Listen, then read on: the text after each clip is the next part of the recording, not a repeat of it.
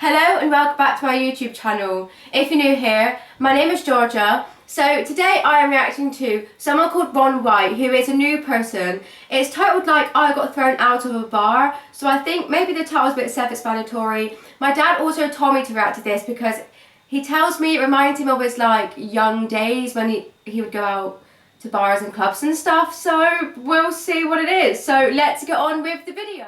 I got thrown out of a bar in New York City. Do you know what though? I love how he says that one line, like, I got thrown out of a bar in New York City, and everyone's like, whoa! What the hell? I got thrown out of a bar in New York City.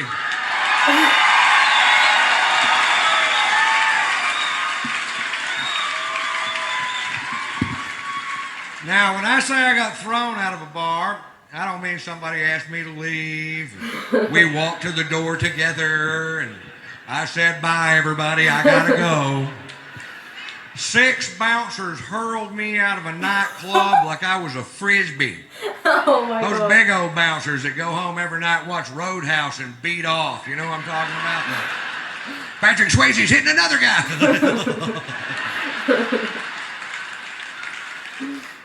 For wearing a hat. I walk into a bar with a hat on. This guy real pissy goes, took off the hat! I'm like, what's the deal? He goes, I'll tell you what the deal is. Faggots in this area wear hats. We're trying to keep them out of a club. I'm like, oh, really? The only way we can tell down south is if they have their hair cut like yours.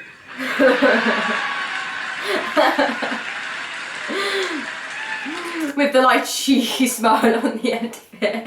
Oh.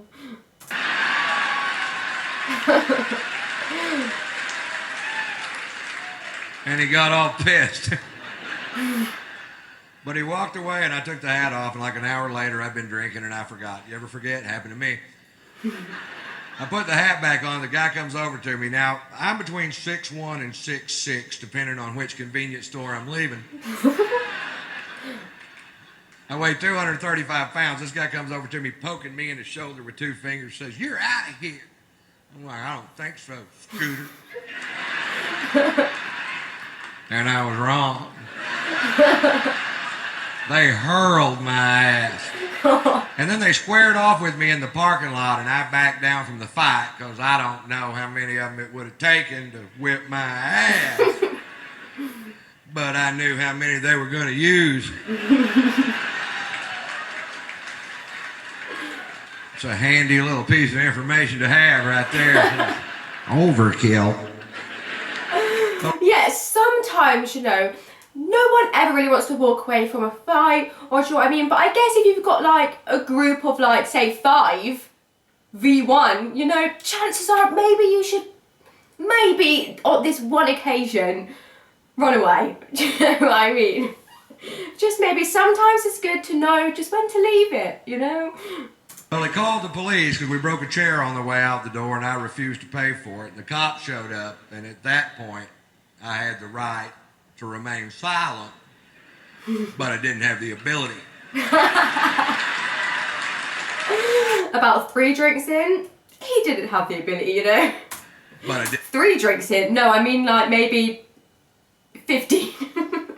Didn't have the ability.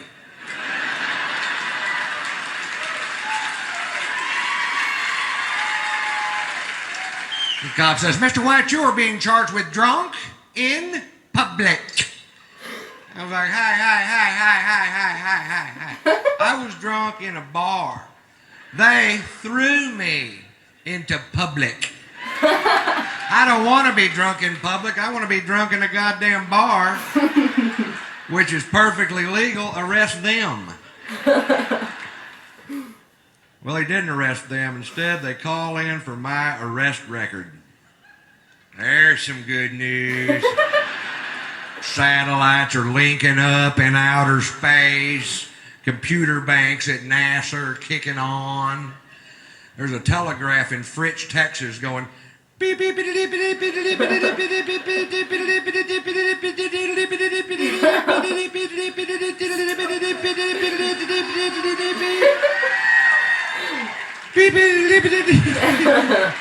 This part takes a while.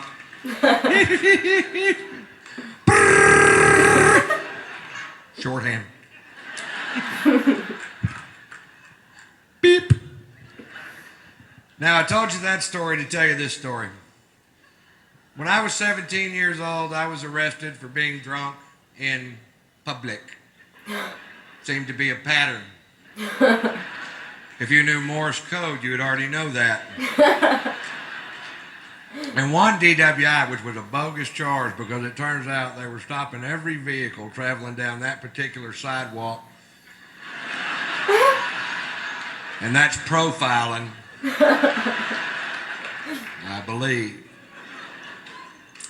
And the drunken public charge infringed the arresting officer, who I had literally known all my life. You know what I mean? This guy lived 4 doors down from me in a town of less than 400 people. We've met. He takes me to jail. When we get there, he asked me if I have any aliases, and I was just being a smart ass and said, yeah, they call me Tater Salad.